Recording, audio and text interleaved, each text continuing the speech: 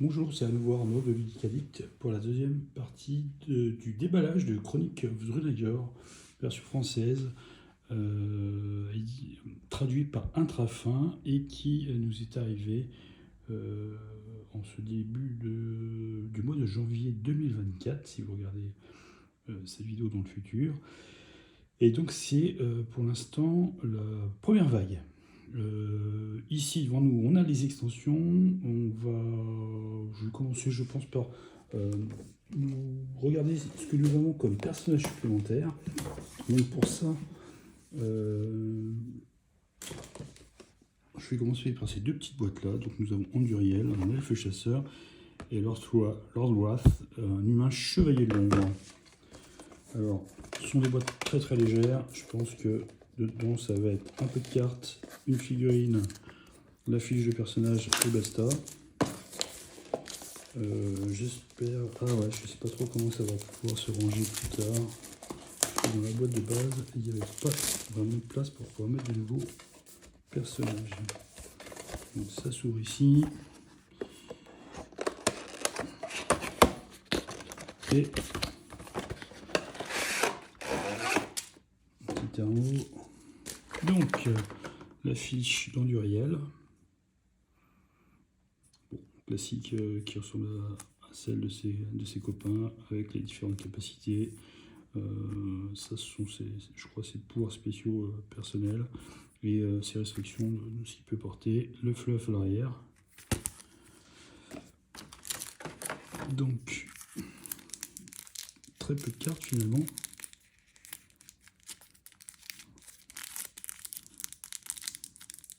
On verra que les personnages n'ont pas tant de cartes que ça. Alors, qu'est-ce que nous avons bon? Donc Anduriel, ça va être son pool dès le départ, ça. Et ensuite, finalement, il n'y a que 4 cartes.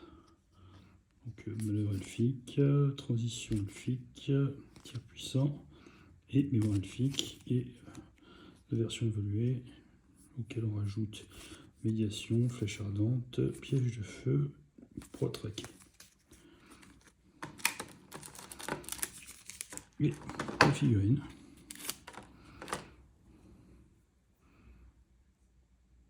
On est un petit peu plus dynamique que sur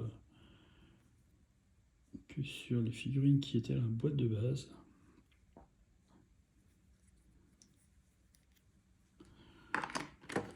C'est pas mal et de toute façon ça devrait être assez costaud. Donc finalement oui, ces boîtes sont vraiment bon, c'est sympa d'avoir des personnages supplémentaires. Après c'est vrai que les boîtes sont démesurées uniquement à cause de des fiches de personnages, puisque une figurine 5 cartes.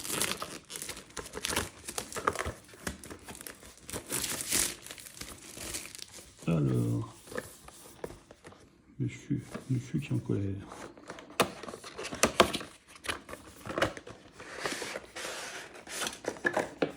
Alors, pas de surprise, le fluff de Lord Wrath, ses capacités de base, coups spéciaux, l'arme auquel il a droit, son pool léger. J'ai l'impression qu'il y a peut-être un tout petit peu plus de cartes.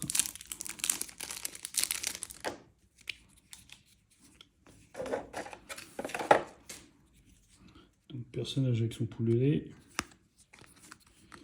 Comme notre copain, 4 cartes de niveau 1, recto verso au niveau 2.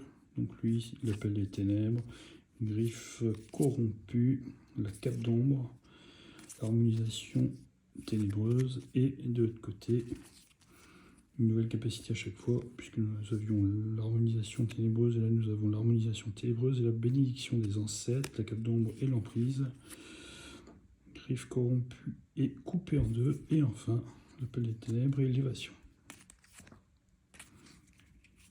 Les autres cartes étant crépuscule, escrime, liberté, pouvoir, peut-être voilà, 10 cartes de classe de héros. Il n'y en avait pas pour Anduriel, puisque Anduriel c'est un chasseur. Et il y avait déjà une chasseuse dans la boîte de base. Donc on peut, je suppose, jouer qu'un seul chasseur à la fois. Donc il faudra choisir entre Anduriel et son homologue. Alors lui, il a une main bien déformée qui me fait un peu peur quand même. Une grosse épée, ben, il va falloir faire chauffer. C'est pas bien droit tout ça. Bon, les socles ils sont pas fous les socles, mais ils ont le mérite d'être légèrement texturés. Donc ça, c'est déjà pas si mal. Il revient dans sa boîte avec son pote. Alors dans les 2 boîtes que nous avons là, que je ferai après, il y a à chaque fois 2 personnages supplémentaires. Mais dans Trésor de guerre, il y a un peu de tout. Un peu de tout. Puisque je vois qu'il y a 12 figurines de héros, des plateaux, plein de petites choses. C'est vraiment, je pense, pour ajouter de la diversité, peut-être dans le type de monstre. Après, trop de héros, c'est un peu bête, ça sert plus à rien à un moment, puisqu'on ne va jamais jouer tous les héros. Alors, 4 pages pour indiquer les plateaux de héros de luxe. Bon. Alors ici, nous sommes vraiment plein de fiches, on dirait des fiches comme nous avions là, mais 2 fois plus grande. Alors est-ce que c'est la même chose? 10 points de vie, 10 points de vie, ça peut monter jusqu'à coup mortel, coup mortel. Que la chasse commence, que la chasse commence. Coup de pied, concentration. Après, il y a plus de capacité. Là, il n'y en a que 2 d'affichés. Et sur celle-ci, il y en a 4 à chaque fois. Peut-être plus derrière. Je vais acheter un œil quand même.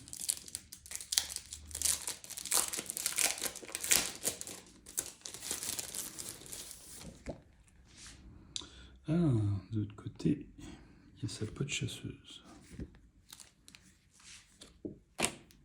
Si on en prend un autre. Elros, elfe assassin et Efreti assassin, d'accord.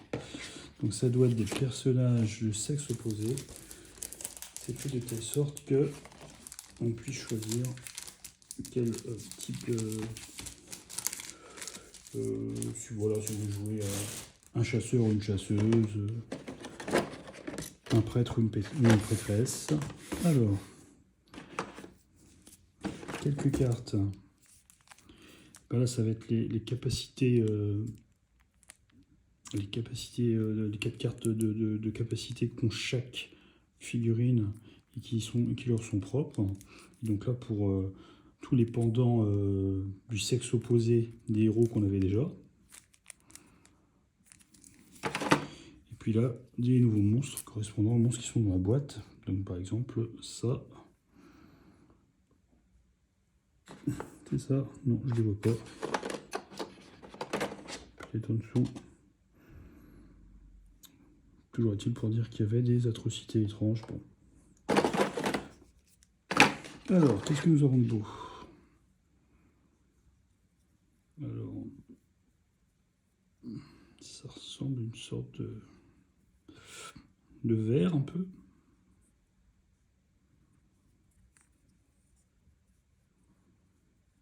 Après, c'est vrai que le jeu a son propre bestiaire. Moi, j'aurais adoré qu'on ait plus un petit côté Heroic Fantasy classique. Moi, j'aime vraiment classique d'ultra classique. Bon, alors là, par contre, hein, sur ce type de figurine, le monobloc, on l'a vraiment bien. Bon, une femme avec 6 bras. Toujours pratique pour faire la vaisselle. Badacon. Toujours une créature un peu de chair avec 2 têtes.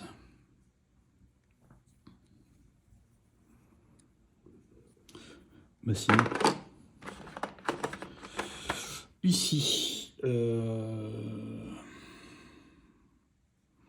pareil, comme j'ai pas regardé, ça ressemble un peu à une sorte de démon, un peu de cornes. Une arme avec, bah c'est lui qui d'ailleurs. Ça, ce sont des atrocités errantes.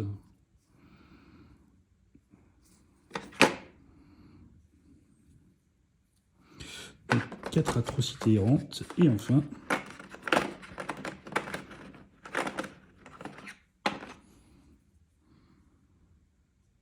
il y a vraiment un syndrome toute petite tête dans ce jeu.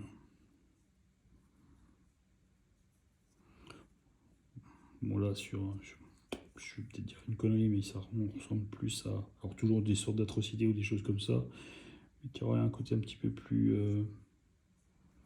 magique. En tout cas, c'est sympa. L'étage en dessous.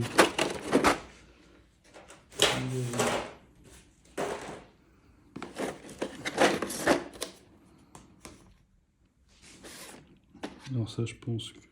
Des coffres, hein. Ah, chouette ça. Toujours sympa d'avoir des coffres dans des jeux. Là, il y a un petit logo en dessous. Est-ce qu'on a le même logo partout? Ouais, ça a l'air. C'est pas pour... Alors, nos personnages supplémentaires.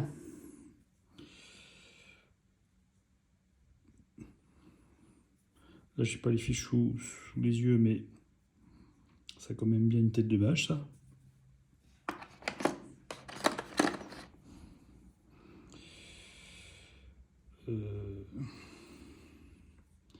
Bonne question. Bâton, livre à la main. Un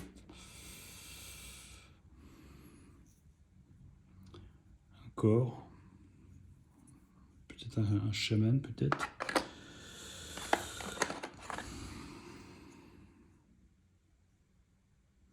Ah ouais, il aurait fallu que je ressorte les fiches de perso. Il n'y a pas les fiches petites en dessous. Si, elles sont là.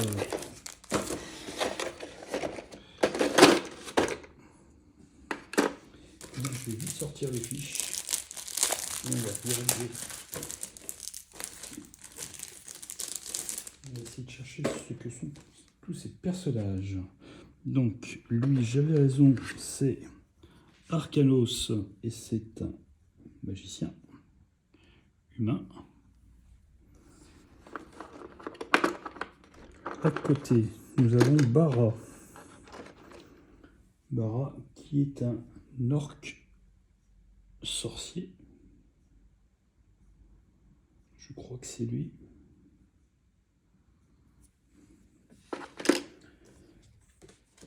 À côté, ça doit être Devron, un vampire chevalier de l'ombre. Petit côté Castlevania. Duncan. Duncan est un nain, ça ressemble plutôt à ce monsieur-là. Ce serait un nain guerrier. Est-ce qu'il nous ferait 2 nains guerriers?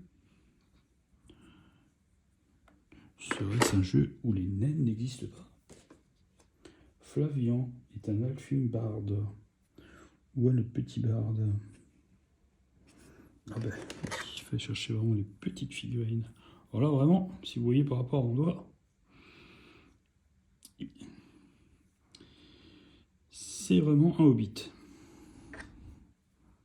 Alors, on va essayer même de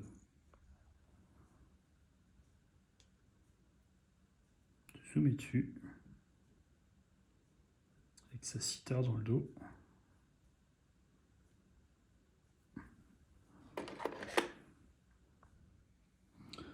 Ensuite, nous aurions Kellan qui serait un barde, mais humain ce coup-ci. Alors, il aurait peut-être ce monsieur. Regardons dans le dos. Non, pas du tout. Pas du tout. C'est pas lui. Je cherche quelqu'un qui aurait une harpe dans le dos. Là, il y a Bestiole. Ça, c'est Robert Parker. C'est lui. harpe dans le dos.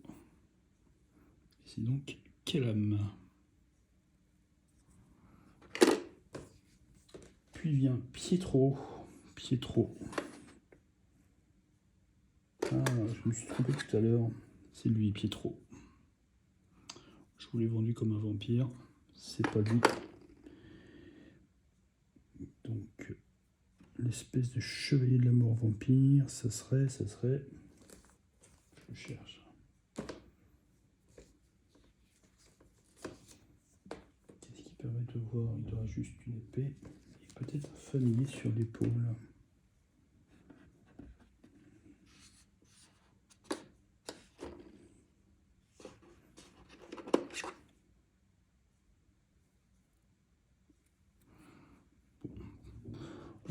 On procédera par élimination. Bon, Pietro, je viens de vous le montrer. Savran aurait un boomerang à la main. C'est un monsieur.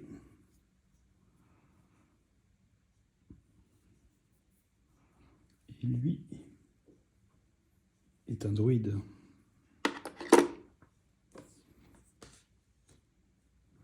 Cette petite dame est une assassin, Efrit.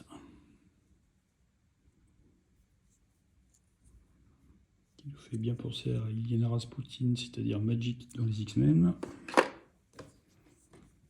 Scar, c'est cette petite chose qui est un draconien sorcier.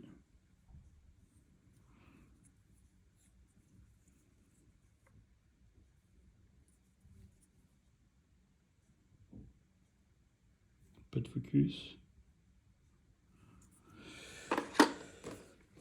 Sun, c'est une...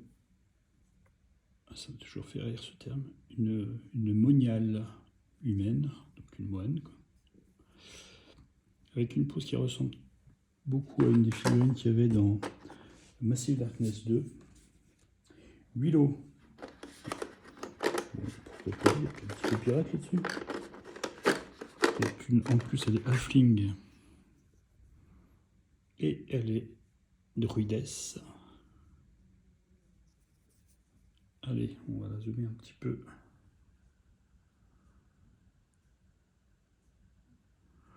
Comme ça, ça risque d'être très coton pour les peintres quand même. Et nous avons fait le tour, j'ai l'impression. Donc, quel personnage n'aurais-je pas vu? Eh bien, donc ça, je pense que ce sont des formes animales de druide. Donc une forme de vol, une forme d'ours.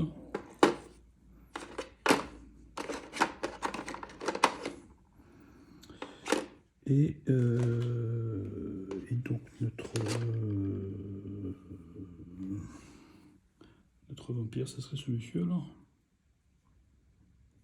Ouais. Donc j'ai eu aussi du coup un étage inférieur. Bon, apparemment c'est juste du rangement. Et dans le donjon, sûrement quelque chose par rapport à un mode de jeu, ceci, je ne sais pas. Eh bien, finalement, on est déjà à une vingtaine de minutes. Je vais m'arrêter là et on finira les boîtes qui restent, qui seront assez rapides puisque ce sont essentiellement des boîtes d'ennemis. À tout de suite pour la troisième partie de la vidéo.